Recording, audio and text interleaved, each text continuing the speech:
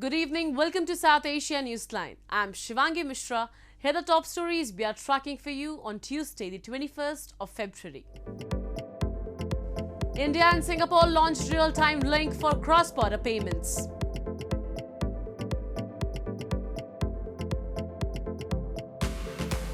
Pakistan approves IMF-dictated mini-budget to impose additional taxes.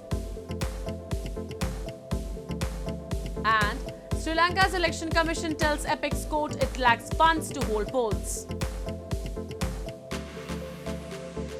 And now for all the details. India's Prime Minister Narendra Modi and his Singapore counterpart Lee Hsien Loong on Tuesday witnessed the virtual launch of a real-time link to facilitate easier cross-border money transfers between one of the world's biggest recipients of remittances and a financial powerhouse. PM Modi said the linkage will especially help migrant workers, professionals, students and their families. Transfers of funds will now be possible using just mobile phones due to the tie-up between India's Unified Payments Interface (UPI) and Singapore's Pay Now facility. Such cross-border transfer arrangements typically lower costs of payments. To begin with, an Indian user can remit up to 60,000 Indian rupees or nearly $725 per day. Cross-border retail payments and remittances between India and Singapore currently amount to over $1 billion annually. In news from Pakistan, Pakistan's parliament on Monday approved the supplementary finance bill, also known as the mini-budget, seeking to impose additional taxes of 170 billion rupees. The bill is aimed to fulfill the demands set by the IMF, a crucial bailout to avoid an economic meltdown. Pakistan's National Assembly on Monday approved the International Monetary Fund or IMF-dictated finance bill, also known as the mini-budget, seeking to impose additional taxes worth 170 billion rupees with minor amendments despite lacking the quorum in the House. Finance Minister Ishaq Dar said the global lender initially wanted the government to raise more than 800 billion rupees from tax and non-tax measures, and that it took Finance Ministry team 10 days to convince the fund to bring it down to the minimum level of 170 billion rupees. Reacting to the criticism over the move, Dar said the country is in difficulty and termed the taxes unavoidable. ये जो इजाफा है ये अचानक बहुत बड़ा इजाफा है। इसका इम्पैक्ट सिर्फ हमें ये नहीं होगा कि सड़क पे जो गाड़ियाँ चल रही हैं वो मुतासिर होंगी या एक आम आदमी का बाइक मुतासिर होगा, बल्कि पेट्रोल की कीमत बढ़ने से हर चीज़ की कीमत में इजाफा होगा। महंगाई की जो सूरत हाल है, अगर आप ये कहें जी कि पहले सिर्फ गरीब तबका, मजदूर तबका, दिहाड़ीदार तबका मुतासर हो रहा था, तो अब वो वाइट कलर लोग भी इससे मुतासर हो रहे हैं जो कि बड़ी ही बेहतर गुजारा कर लेते थे। Before presentation of the bill on February 15, the government had already implemented 115 billion rupees worth of taxes through 2 notifications. The critical IMF bailout program has been stalled since last year. Last Friday, IMF chief Kristalina Georgieva also advised Pakistan to take steps to ensure that its high earners pay taxes and only the poor get the subsidies if it wants to function as a country. Moving on. Pakistan's Opposition PTI chairman Imran Khan got respite from arrest till 3rd of March after the Lahore High Court granted the former premier anticipatory bail on Monday evening. Khan has number of cases registered against him, ranging from gathering illegal funds for his political party to inciting violence against state officials. Pakistan's former Premier and Opposition PTI party chairman Imran Khan was on Monday granted bail by Lahore High Court, providing him respite from arrest for 2 weeks in a case which involves charges under the Pakistan's anti-terrorism laws. Khan, who arrived at the Lahore High Court late in the evening, came along with hundreds of supporters escorting his vehicle as a display of strength for the former Premier. Local media reported that the one-page order states, "In the interest of justice, we are inclined to grant him ad interim anticipatory bail protective in nature until March 3rd to enable him to approach the court of first instance." The case pertained to alleged violence by his supporters during protests last year, which Khan is charged with inciting. The former Prime Minister has a number of cases registered against him since being ousted from power last year in a parliamentary vote. The cases range from gathering illegal funds for his political party to inciting violence against state officials. While Khan blames the ruling coalition for cracking down on him and his party, the government has denied the allegations, saying it is not interfering by any means in various cases against him. The Taliban on Monday called on the international community to recognize the Islamic Emirate of Afghanistan, claiming that if recognized, the concerns and complaints of the foreign governments will be addressed in a better way.